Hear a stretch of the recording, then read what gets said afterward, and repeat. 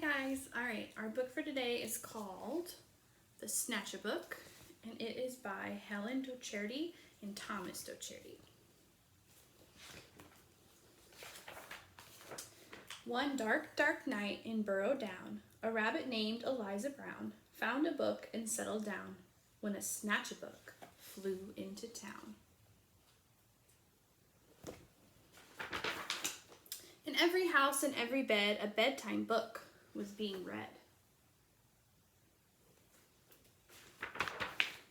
Tales of dragons spitting flames, witches playing spooky games, pirates on the seven seas, princesses trying to sleep on peas, and every child in every bed listened hard to each word said.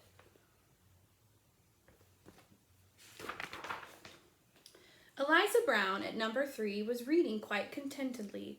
Her curtains opened just a chink. She barely had a chance to blink. Her storybook just disappeared. Eliza found that very weird. The little owls on Mommy's lap were quite surprised to hear a tap against their bedroom window glass.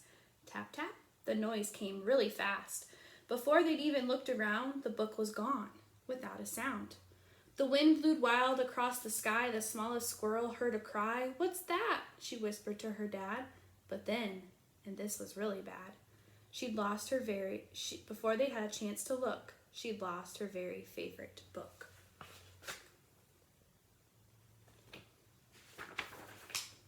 And so it went, night after night. Books disappeared from left and right. 5 books here and 6 books there.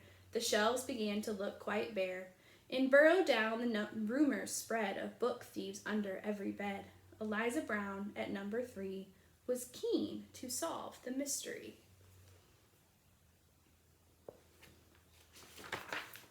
She planned one night to lie in wait and use a pile of books as bait. Long hours passed without a peep. She'd nearly fallen fast asleep, when suddenly Eliza heard a flap of wings. A bat? A bird? Eliza saw a shadow loom, enormous, right across her room. What kind of monster could it be? Eliza thought, "You don't scare me." And yet her heart was beating fast. She'd have to face the thief at last. Okay, now would be a good time to pause the video and discuss what has happened so far in the beginning of our story. She threw the window open wide and shouted to the thing outside, "Stop stealing all our books right now. Just give them back. I don't care how." "I'm sorry," came a little voice. "I really am. I had no choice." Eliza looked down in surprise. She couldn't quite believe her eyes. "So who are you? And what's your name?"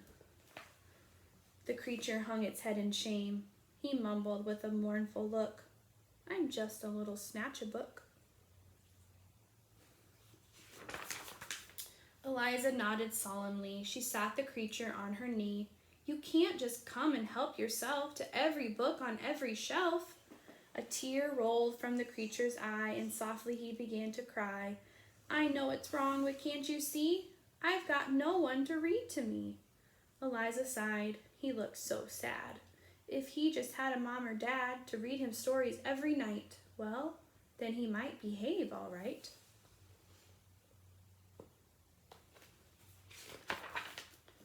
That very night, they hatched a plan, and so the Snatchabook began.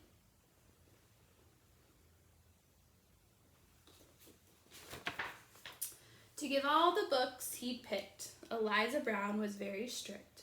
Then, trying hard to prove himself, he stacked them neatly on each shelf.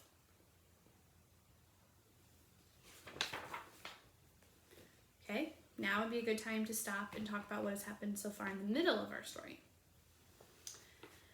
And when he'd made his full amends, Eliza called on all her friends and told them how he'd worked all night to turn a wrong into a right.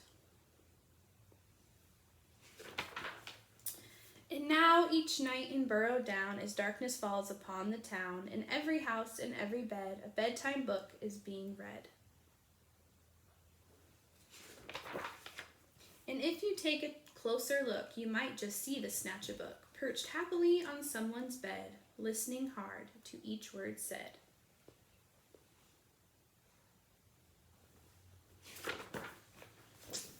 All right, and now you are going to go and you are going to fill in what happened at the end of our story. Thanks, guys.